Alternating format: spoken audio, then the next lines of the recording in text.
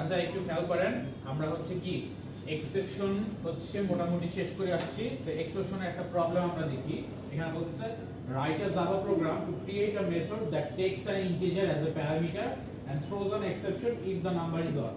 তার মানে বলতেছে যে আমি জাভা প্রোগ্রামে ফার্স্টে একটা কি করব, একটা মেথড ক্রিয়েট করব যেখানে একটা ইন্টিজার হিসেবে প্যারামিটার নাও হয়, এন্ড দেন এই প্যারামিটারে যে ইন্টিজারটা নিলাম এটা যদি আমার ইভেন হয় তাহলে নরমাল থাকবে, আর যদি অড হয়ে যায় তাহলে একটা এক্সেপশন থ্রো করবে। এক্সেপশন থ্রো করে সে বলবে যে এখানে কোনো একটা প্রবলেম আছে বা এরর চলে আসছে। সো এটার জন্য ফার্স্ট আমাদের কি করতে হবে, নরমালি তো ক্লাস ক্রিয়েট করতে হবে। তারপর আমরা কি করব, একটা মেথড ক্রিয়েট করব যে মেথডের নাম আমরা হচ্ছে যে কোনটা দিতে পারি, যেটা এখানে নাম মেনশন করা নাই, বাট একটা ইন্টিজার হচ্ছে প্যারামিটার হিসেবে থাকবে। এন্ড দেন ওই যে প্যারামিটার হিসেবে যে আমরা মেথডটা নিলাম, মেথডের মধ্যে আমরা কি করব, ইভেন আর অড হচ্ছে ক্যালকুলেট করব। ইভেন যদি পেয়ে যায় নরমালি আমি রাখবো, আর যদি অড হয়ে যায় তখন আমি কি করব, একটা এক্সেপশন থ্রো করব। এক্সেপশন থ্রো করে ওইটাকে ক্যাচ করব হচ্ছে ওই জায়গায়, ক্যাচ করে যে আমি হচ্ছে অ্যানসারটা বসাবো। মোটামুটি আইডিয়া পাওয়া গেল এটাতে যে কিভাবে করতে হবে। সো ফার্স্ট আমরা যে কাজটা করব, আমরা হচ্ছে একটা ক্লাস ক্রিয়েট করি। ক্লাস ক্রিয়েট করে আমরা হচ্ছে মেথড ক্রিয়েট করা শুরু করি। সাপোজ ক্লাসের নাম আপনি দিলেন হচ্ছে ক্যালকুলেট নাম্বার, এরকম দিলেন।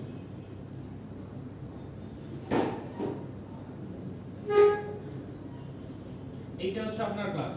দেন যেই কাজটা করতে হবে, আমাদের মেথড নিতে হবে ইন্টিজারের প্যারামিটার। এখন আমরা কি করতে পারি, এই প্যারামিটারটা কনস্ট্রাক্টরের থ্রুতেও নিয়ে আসতে পারি, নিয়ে এসে প্যারামিটার পাস করে দিতে পারি, অথবা আমরা কি করতে পারি, ডিরেক্ট নিয়ে আসতে পারি। বাট আমাদের এখানে বলতেছে মেথডের প্যারামিটার থাকবে। সো মেথডের প্যারামিটার থাকা মানে কি, মেথড যেখানে কল হবে ওইখান থেকে ভ্যালু আসবে, কনস্ট্রাক্টরের থ্রুতে আসবে না। সো এই জিনিসটা আমাদের মাথায় রাখতে হবে যে আমাদের কি কোশ্চেনে বলা হচ্ছে। সো আমরা কি করব, একটা মেথড লিখি। সাপোজ মেথডের নাম হচ্ছে void calculate or void even odd লেখা, জাস্ট তাহলে হবে even odd integer, suppose n লিখলাম।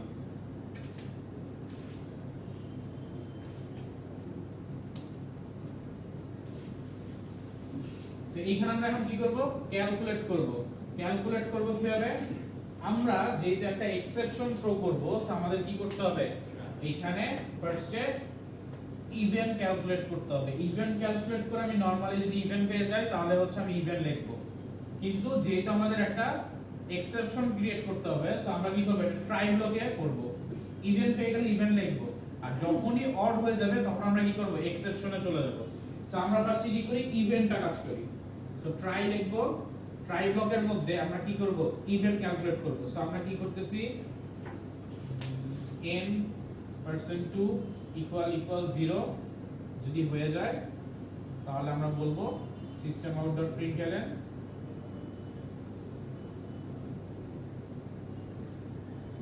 ইভেন। সো আমরা এখানে যদি ইভেন পেয়ে যাই আমরা ইভেন প্রিন্ট করব। ইভেনে আমাদের কোনো প্রবলেম নাই। এখন আপনি একটা জিনিস বলতে পারেন যে স্যার ফার্স্টে আমরা অড কেন ক্যালকুলেট করলাম না, ইভেন কেন ক্যালকুলেট করলাম। দেখেন এইখানে ফার্স্টে যদি আমি অড ক্যালকুলেট করতাম, আমাদের এখানে বলা আছে যে অড পেলে এক্সেপশন থ্রো করবে। এখন ফার্স্টে যদি আমি অড পেয়ে যেতাম, এক্সেপশন থ্রো করে ফেলতাম, সো তখন কি হইতো, মাঝে মধ্যে কিছু প্রবলেমসের ক্ষেত্রে আমাদের কি হতো, এইখান থেকেই হচ্ছে সেই স্টপ হয়ে যেত, পরবর্তীতে কিন্তু আর চলে যেত না। সো আমাকে ফার্স্টে কি করতে হবে, ইভেন্টটা ক্যালকুলেট করে লিখতে হবে। দেন ইভেন্ট যদি না হয়, দেন হচ্ছে আমি কি ক্যাচ করে হচ্ছে তাকে পাঠিয়ে দিব হচ্ছে কি এক্সেপশনটা ক্যাচ করার জন্য। কিন্তু তার আগে তো আমাকে এক্সেপশন জেনারেট করতে হবে, কারণ ইভেন অর্ডার কোনো এক্সেপশন আমাদের দেওয়া নাই। তার মানে আমাকে ইভেন অর্ডার জেনারেট করার জন্য একটা এক্সেপশন থ্রো করতে হবে। এখন চলে আসি যে এই এক্সেপশনটা আমরা জেনারেট করব কিভাবে, এলস ব্লকে আমরা একটা এক্সেপশন জেনারেট করব।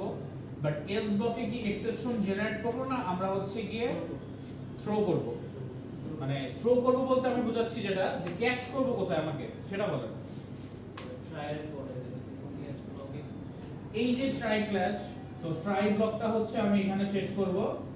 এইখানে ইফ এর মধ্যে ইভেন পারে ইভেন লিখব, আর ইভেন যদি না হয় তার মানে আমি একটা এক্সেপশন থ্রো করব। এন্ড এই ব্লকটা যখন কমপ্লিট, তখন আমি নিচে একটা ক্যাচ ব্লক লিখব। ক্যাচ ব্লকের মধ্যে এটা কি হ্যান্ডেল করব। সো আমি একটা এক্সেপশন লিখি, এক্সেপশন নিজে থেকে আমরা হচ্ছে জেনারেট করব। সো এক্সেপশনের নাম যে কোনো কিছু নাম দিতে পারি। সো আমরা কি নাম দেব বলেন, একটা নাম বলেন। চুজ করব কি, যে কোনো একটা নাম বলেন। আশফাক।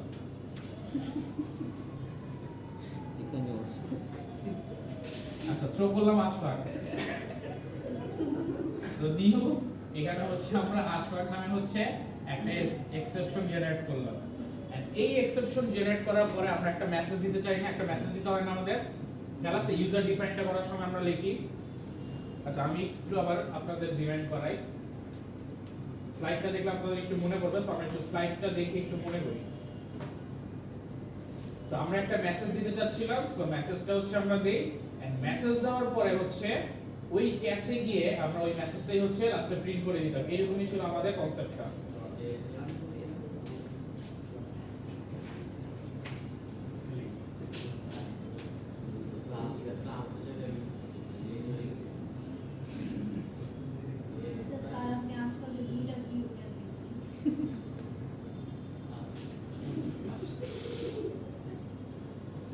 আচ্ছা দেখেন, সো এখানে আমাদের কি করতে হতো, ইউজার ডিফাইন্ডে এই যে একটা নতুন এক্সেপশন শো করতে হতো। আর এই এক্সেপশনের নামটা আমি যে কোনো নাম দিতে পারতাম, আর এর মাঝখানে আমাকে একটা মেসেজ দিতে হতো। আর ক্যাচ ব্লকে গিয়ে কি করতাম, এই যে এক্সেপশনটা শো করলাম এটাই হচ্ছে আমরা ক্যাচ করতাম। সো এই সেম কাজটা আমরা করব। এখানে সাপোজ ধরেন আশফাক নামে হচ্ছে একটা আমরা এক্সেপশন দিলাম, আর এখানে একটা মেসেজ দিয়ে দিলাম the number is odd. Odd এর জন্য আমরা ধরতেছি। সো দিলাম নাম্বার is odd. সো এই অড নাম্বারটা দিয়ে আমি একটা এক্সেপশন শো করলাম, যে যেখানেই এই প্রবলেমটা ক্রিয়েট হলো এখানে আমি একটা এক্সেপশন ক্রিয়েট করে দিলাম। এন্ড ক্যাচ ব্লকে সে কি করবে, এই এক্সেপশনটাই হ্যান্ডেল করবে। সো তারপরে যাবে কি কোথায়, ক্যাচ ব্লকে। ক্যাচ ব্লকে গিয়ে আমি কি লিখবো, এই আশফাক লিখবো। তারপরে হচ্ছে আমি কি করব, আশফাক লেখার পরে কি করব, এই যে এটার মতো এক্সেপশন আমি ক্যাচ করতেছি। সো আমরা কি লিখতেছি, এক্সেপশনটা কোন ভ্যারিয়েবলে রাখি। সাধারণত আমরা ই নামে লিখি, বাট এখানে আপনি যে কোনো নাম দিতে পারেন। এখানে ইউডিই দেওয়া মানে হচ্ছে ইউজার ডিফাইন্ড এক্সেপশন, এটাকে শর্টে লিখছে। আমরা এখানে যে কোনো নাম দিতে পারি। সাপোজ আমি এ দিলাম, দিয়ে দেন আমি কি করব, এই যে আশফাক যেটা আছে এইখানে কি করা হচ্ছে, একটা লাইন প্রিন্ট করা হচ্ছে। সেম ভাবে আমরা আমাদের একটা মেসেজ প্রিন্ট করে দিব। মেসেজ আমরা কি লিখতে পারি, সাপোজ আমরা লিখলাম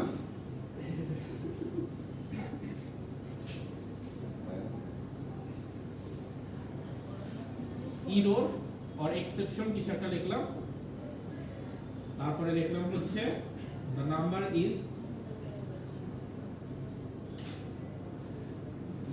odd। সো আপনারা চাইলে কি নাম্বার এটাও প্রিন্ট করে দিতে পারেন। সাপোজ এখানে আমরা দিয়ে দিলাম error দিয়ে, তারপর হচ্ছে n, তারপর হচ্ছে এখানে আবার দিয়ে দিলাম। সো বেসিক্যালি যে কাজটা করতেছি, আমরা এইখানে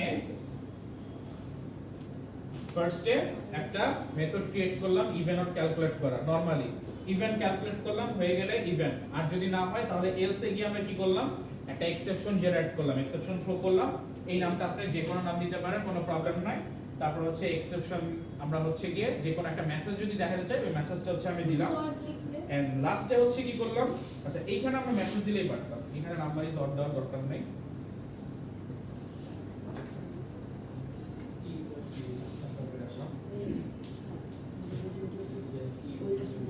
এইখানে এররের পরে যেহেতু আমরা এ দিয়ে এটা হ্যান্ডেল করতেছি, আমরা জাস্ট এ লিখে দিতাম। এররের পরে জাস্ট এখানে n অর্থাৎ যেই ভ্যালুটা দিয়ে দিতাম, তারপর হচ্ছে প্লাস a। এটা যদি দিয়ে দিতাম, সে কি করতো, a এর মধ্যে কি আছে, এই মেসেজটা আছে। এই মেসেজটাকে আমরা ক্যাচ করলাম না আজকে। সো a এর মধ্যে এই মেসেজটা চলে আসছে, এন্ড দেন এই মেসেজটা আমরা কি করলাম, জাস্ট প্রিন্ট করে দিলাম। সো ইভেন ক্যালকুলেট করলাম বলে ইভেন নাম্বার প্রিন্ট করে দিলাম। আর যদি না হয় তাহলে একটা নতুন এক্সেপশন থ্রো করলাম, থ্রো করার সাথে আমি একটা মেসেজ দিয়ে দিলাম। সো যখন আমি এই এক্সেপশনটা ক্যাচ করব, এখানে এসে আমি যে ভ্যারিয়েবলটা লিখব এখানে, বা অবজেক্টের যে ভ্যারিয়েবল প্যারামিটারটা দিব নাম, ওই নামটার মধ্যেই হচ্ছে সে কি এই মেসেজটা ক্যাচ করে ফেলবে। সো এই মেসেজটা এখানে থাকবে। তারপর আমি কি করলাম, এরর লিখে নাম্বারটা যেটা ওটা প্রিন্ট করে দিলাম, এন্ড দিয়ে তারপর হচ্ছে আমি এই মেসেজটা আবার দিয়ে দিলাম। সো এখানে এরর n দিয়ে একটা নাম্বার আসবে, আর প্লাস a দেওয়া মানে হচ্ছে এই যে মেসেজ, এই মেসেজটা চলে আসবে। সো আমাদের আউটপুটটা দেখাবে কি, যদি একটা নাম্বার হয় n is equal to 5, output দেখাবে হচ্ছে error 5 the number is odd, এরকম। এখন এক্সেপশন আমরা জেনারেট করছি, ক্রিয়েট করে ফেলছি। আমরা এখন কি এক্সেপশন কল দিছি বা কোনো ভাবে কি মেথডটা কল দিছি? দেই নাই। সো আমাদের কি করতে হবে, একটা মেইন মেথড ক্রিয়েট করতে হবে, public static void main stringers। এটা নিচের লাইনে দেখলাম, এটা কিন্তু পাশাপাশি হবে।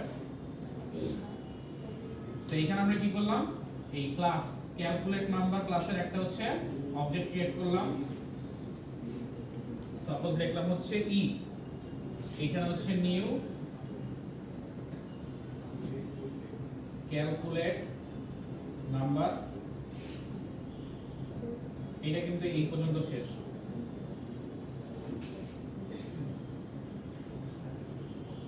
তারপর আমি কি করব, ই ডট ইভেন অর যে মেথড, এই মেথডটা আমি হচ্ছে কল দিলাম আর সাথে প্যারামিটার আকারে হয়তো 5 পাঠাই দিলাম। সো 5টা যখন যাবে সে কি করবে, এই মেথডটা কল দিয়ে এখানে আসবে, এখানে এসে 5 পাস করবে, এর মধ্যে এটা ক্যালকুলেট করবে ইভেন কিনা, ইভেন হয়ে গেলে ইভেন প্রিন্ট করে দিত, আর ইভেন না হলে নতুন একটা এক্সেপশন থ্রো করবে। আর এই এক্সেপশনটা হ্যান্ডেল করা হচ্ছে এই ক্যাচ ব্লকের মাধ্যমে। তারপর হচ্ছে আমরা প্রিন্ট করে ওই যে মেসেজটা আমরা লিখে রাখছিলাম দ্য নাম্বার ইজ অড, ওই মেসেজটা চলে আসবে। এখন এখানে চাইলে আপনি যে কোনো নাম দিতে পারেন। আপনি যদি এখানে আশপাশের জায়গায় দেখেন যে even exception, sorry odd exception, এরকম যদি কিছু লেখেন এক্সেপশন, আপনাকে এইখানেও লিখতে হবে কি অড এক্সেপশন, হ্যান্ডেল করার সময় লিখতে হবে অড এক্সেপশন।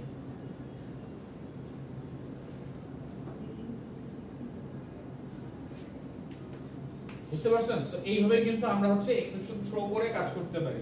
এখন আপনাকে যদি এরকম ভাবে অন্য একটা এক্সেপশন ক্রিয়েট করতে বলা হয়, সাপোজ বলা হচ্ছে যে আপনি দুইটা ইন্টিজারকে ডিভাইড করবেন, যদি ভ্যালু নরমাল ভ্যালু না আসে, যদি ইনফিনিটি বা ম্যাথ এরর চলে আসে, আপনি কি করবেন, একটা এক্সেপশন থ্রো করে ওটাকে ক্যাচ করবেন। সো তখন আপনারা কি করতে পারেন, যেহেতু ইনফিনিটির আমাদের এক্সেপশন অলরেডি আছে, আমরা জাস্ট ট্রাই এন্ড ক্যাচ ব্লকের মধ্যে এটা করে দিব, কোনো প্রবলেম নাই। বাট যদি এমন কিছু হয় যেটা আমাদের ওই যে এক্সেপশন হ্যান্ডলিং এর যে ক্লাস ওইটার মধ্যে নাই, অর্থাৎ যে এক্সেপশনগুলো আমরা পড়ে আসছিলাম প্রিডিফাইন্ড, অর্থাৎ এই যে টেবিলের মধ্যে অনেকগুলো এক্সেপশন দেখে আসছি না,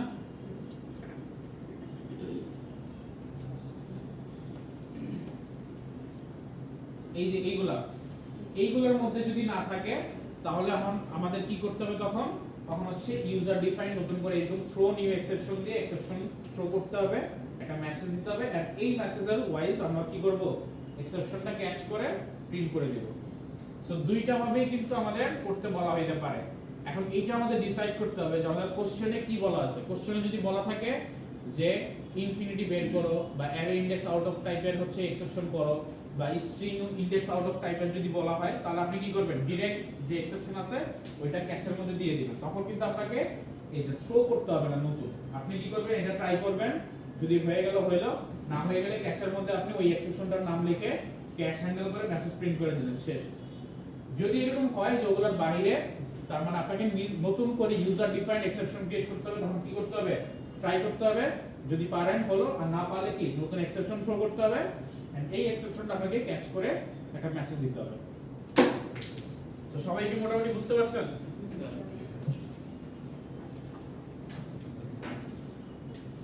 কারো কোনো কোশ্চেন আছে?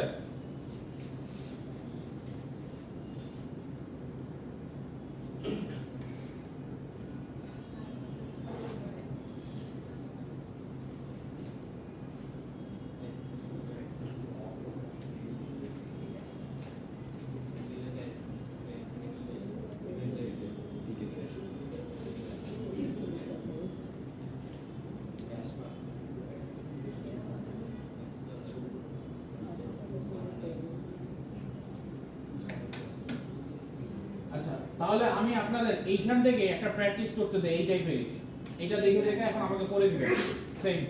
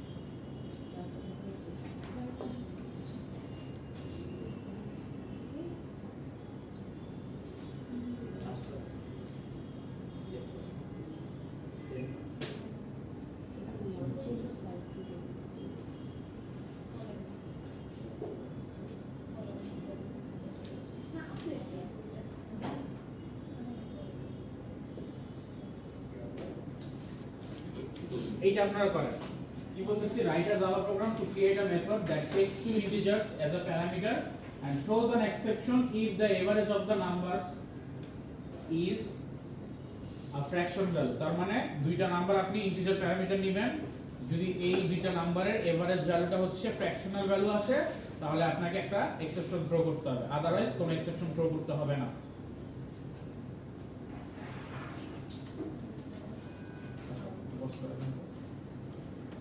তারপরে একটু দেখেন এখানে আমরা কি আগেরবার জাস্ট একটা নাম্বার ইভেন অর কিনা চেক করলাম এই সেম প্রসেসে আমাদের কাজ করতে হবে এখন কি করতে হবে এইখানে আমরা হচ্ছে এভারেজটা চেক করব ফ্র্যাকশন কিনা কিভাবে চেক করব সাপোজ আপনার দুইটা নাম্বারের যোগফল কত 4 + 5 যদি করেন আসলে হয়তো 9 এখন এই 9 টা আমি কি দিয়ে 2 দিয়ে ডিভাইড করলে 9 ডিভাইডেড বাই 2 করলে যখন 4.5 পাবো এটা কি এভারেজ না এখন এই 9 ডিভাইডেড বাই যখন 2 করি অ্যাকচুয়ালি সে কিভাবে ডিভাইড করে 2 দিয়ে ডিভাইড করলে 9 কে 4 * 2 কত 8 আর এখানে আসে 1 সো আমি যদি 2 কে 2 দিয়ে যদি 9 কে মড করি তাহলে আমি কি পাই রিমাইন্ডারটা পাই না নরমালি আমরা যে শিখছি যে মড করি সো এই যে 9 কে আমরা 2 দিয়ে মড করব মড করার পরে রিমাইন্ডারটা যদি 0 না হয় তাহলে আমরা কি বলতে পারতেছি এইটা হচ্ছে ফ্র্যাকশনাল ভ্যালু আর যদি 0 হয়ে যায় অর্থাৎ যদি সাপোজ 10 ধরে 10 কে যদি আপনি 2 দিয়ে ডিভাইড করেন 2 কেন কারণ দুইটা নাম্বার কেউ কিন্তু ভাবেন না সব সময় 2 হবে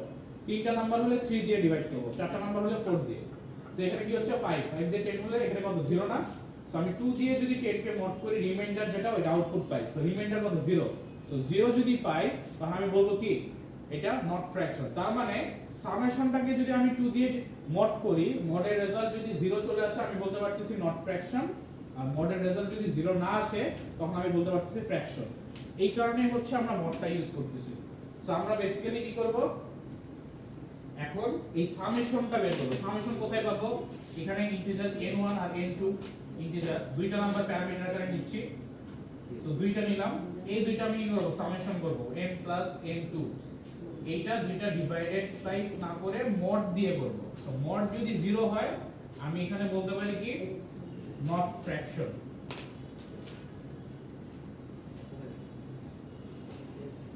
সো মড যদি 0 হয়ে যায় অর্থাৎ এই যে সাম করার পরে যদি মড 0 হয়ে যায় আমি বলতে পারি কি নট ফ্র্যাকশন তার মানে সলিড নাম্বার আর যদি মড 0 না হয় আমি একটা এক্সেপশন থ্রো করব এক্সেপশনের আমি নাম দিলাম হয়তো এখানে হয়তো ফ্র্যাকশন নাম দিলাম ফ্র্যাক এক্সেপশন এই ফ্র্যাক এক্সেপশন আমাকে আবার কি এইখানে হ্যান্ডেল করতে হবে সো ফ্র্যাক এক্সেপশন লিখলাম এই এক্সেপশন এই যে আমি লিখলাম এখানে আমি একটা মেসেজ দিব the average is fracture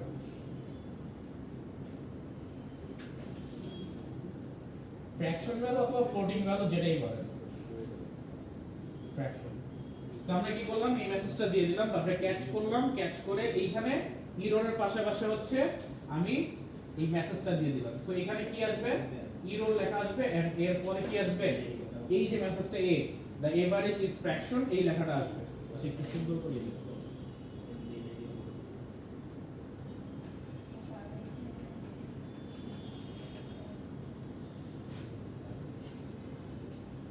তখন কি হবে এইটা হচ্ছে প্রিন্ট হয়ে যাবে সো লাস্টে এখানে আমরা কি করব এই যে যেটা ক্যালকুলেট নাম্বার এইটা হচ্ছে কি আমরা অবজেক্ট ক্রিয়েট করলাম আর এখন কি দুইটা আমাকে নাম্বার পাঠাইতে হবে নাম্বার কি সাপোজ আমি দিলাম 4 and 5 সে আমাদের রিটার্ন করবে কি 4 and 5 কে 9 ডিভাইডেড বাই 2 করলে দেখবে কি একটা 1 রিমাইন্ডার থাকে সো তার মানে এলসা যাবে এক্সেপশন থ্রো করবে থ্রো করে এখানে ক্যাচ হবে এন্ড এই মেসেজটা প্রিন্ট হবে the average is fraction এইটা প্রিন্ট হয়ে যাবে সো বুঝা গেল সবার কিভাবে হচ্ছে আমরা এক্সেপশন হ্যান্ডলিং করতে পারি সো ইউজার ডিফারেন্ট এক্সেপশন আমরা এইভাবে হ্যান্ডেল করব আর যেটা হচ্ছে প্রিডিফাইন্ড এটা তো আমাদের কি এই এত কিছু করা লাগতো না জাস্ট ট্রাই করতাম কোন একটা কিছু যদি পসিবল হইতো না হলে ক্যাচ ব্লকে যে এক্সেপশনটা অ্যারাইজ হওয়ার চান্সেস ছিল ওইটা লিখে আমরা জাস্ট মেসেজটা প্রিন্ট করে দিতাম অথবা যদি আমাকে কোনো সলিউশন করতে বলা হয় তাহলে আমি সলিউশনটা করে দিতাম বুঝা গেছে সো মোটামুটি হ্যান্ডলিং এর প্রবলেমটা আমরা বুঝতে পারলাম এক্সারসাইজ কিভাবে আসবে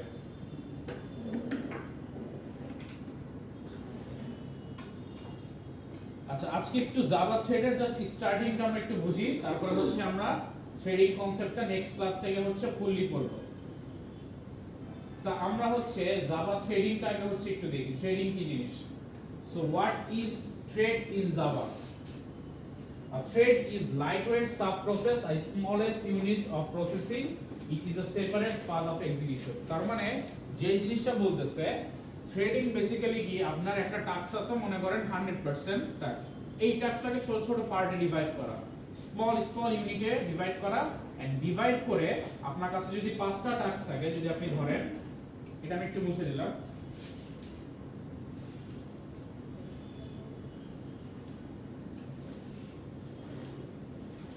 সো আপনার কাছে মনে করেন একটা টাস্ক আছে এরকম, এই টাস্কটা আপনি কি করলেন 5টা ডিভাইড করলেন এরকম 5টা, এটা 1 2 3 4 5।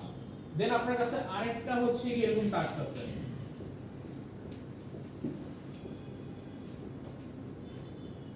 আপনি এইটাকেও আবার হচ্ছে 5টা ডিভাইড করলেন, আবার আরেকটা টাস্ক আছে আপনার কাছে।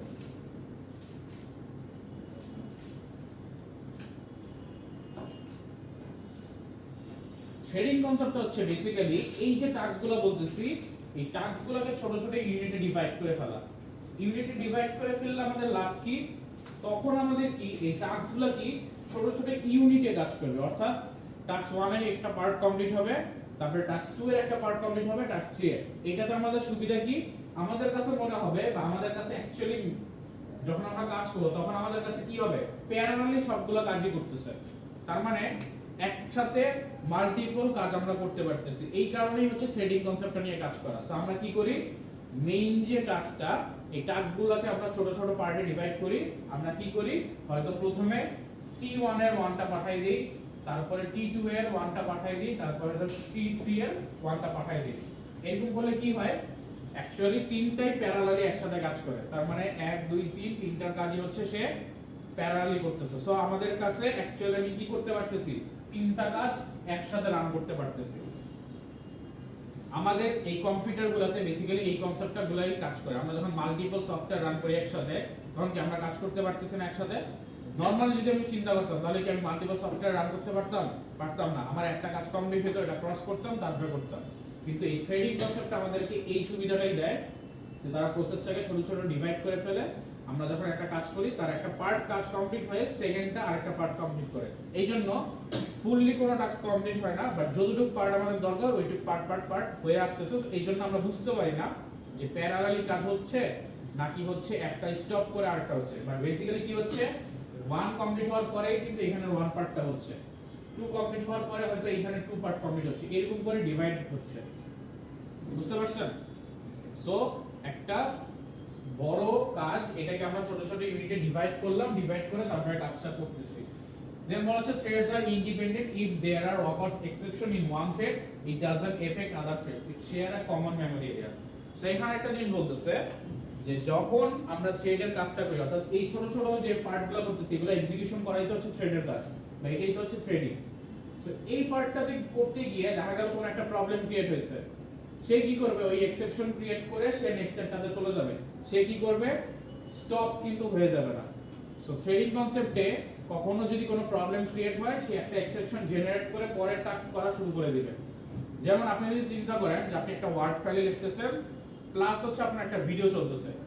ওয়ার্ড ফাইলের কিছু টাস্ক কিন্তু চলতে থাকে এরকম, আবার ভিডিওর কিছু টাস্ক চলতে থাকে। এখন ওয়ার্ড ফাইলে যদি কোনো করাপশন হয় বা কোনো প্রবলেম হয়, এটা কি ভিডিওতে কোনো এফেক্ট করে? এফেক্ট করে না। সো সেম জিনিসটা হচ্ছে এখানে থ্রেডিং কনসেপ্ট। আপনি যখন সফটওয়্যারগুলো রান করবেন একসাথে জাভা 2-3টা, সে কি করবে, এই থ্রেডিং কনসেপ্টটা ইউজ করে কাজ করবে জাভাতে। সো একটা যদি প্রবলেম থাকে, একটাতে যদি কোনো প্রবলেম হয় তাহলে সেইটা করাপ্টেড হবে, সেটা প্রবলেম হবে, বাট পরেরগুলোতে কিন্তু কোনো প্রকার প্রবলেম ক্রিয়েট হবে না। সো এই জিনিসটা হচ্ছে বলা আছে। আর এই যে থ্রেডিং ডিভাইডেড করা, অর্থাৎ ছোট ছোট পার্টে ডিভাইড করে সে কি করতেছে, একটা মেমরি নিচ্ছে। এই মেমরিতে সে জেনারেট করতেছে যে প্রথমে কে যাবে, পরে কে যাবে, তারপরে সে হয়তো প্রথমে স্টার্টিং হয়তো এখান থেকে T1 এর 1 দিল, তারপরে দিল T2 এর 1, তারপরে T3 এর 1। সো এরকম করে সে তার কি সিকোয়েন্সটা হচ্ছে একটা জায়গায় পাঠাচ্ছে। এই সিকোয়েন্স যে পাঠাচ্ছে, থ্রেডিং গুলো পাঠাচ্ছে, এই থ্রেড গুলো একটা কমন এরিয়া শেয়ার করে, অর্থাৎ সবার জন্য একটা কমন থ্রেডিং একটা মেমরি আছে। সো এই মেমরিটা শেয়ার করে তারা হচ্ছে কাজ করে। সো থ্রেডিং কনসেপ্ট হচ্ছে মোটামুটি আমাদের এইটুকুই। তারপরে হচ্ছে আমরা আস্তে আস্তে থ্রেডিং এর আরো ইন ডেপথ পর্যন্ত জানবো। আজকে হচ্ছে আমরা জাস্ট একটু আইডিয়া নিলাম থ্রেডিংটা কি জিনিস। আর কোনো কোশ্চেন আছে? আচ্ছা, তাহলে নেক্সট থেকে আমরা থ্রেডিং একটু ইন ডেপথে পড়বো, ঠিক আছে?